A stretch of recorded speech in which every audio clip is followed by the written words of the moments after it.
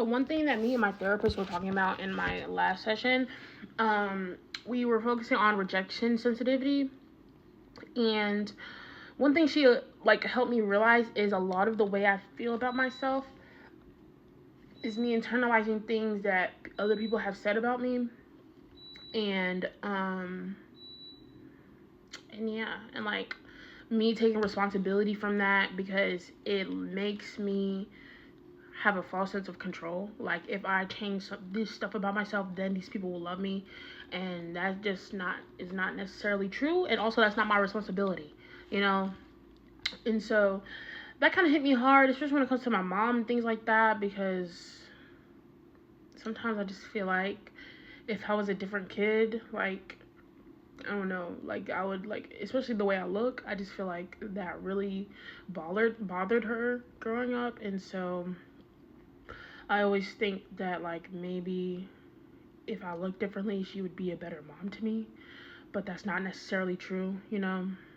So, and even if it was true, what kind of mother would that make her to treat me horrible just because I was overweight? I was still her child, and I deserve love no matter what, love and appreciation and support, and I got none of that growing up. So,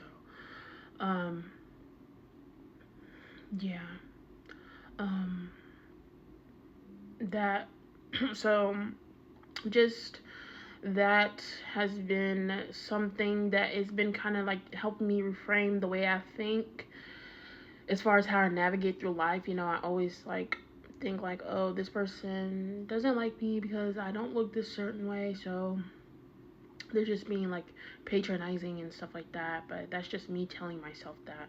That's not necessarily what's happening.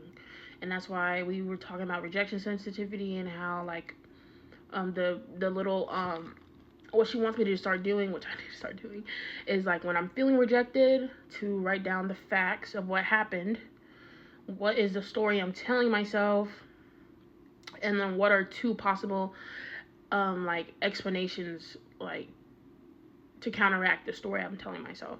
And like at the end, and like I need to decide if it is perceived rejection or if it's actual rejection. And so yeah, that's what I'm focused on the next couple weeks, is just like my rejection sensitivity, because I think that I do feel that the most out of everything all the time, especially when I'm around other people.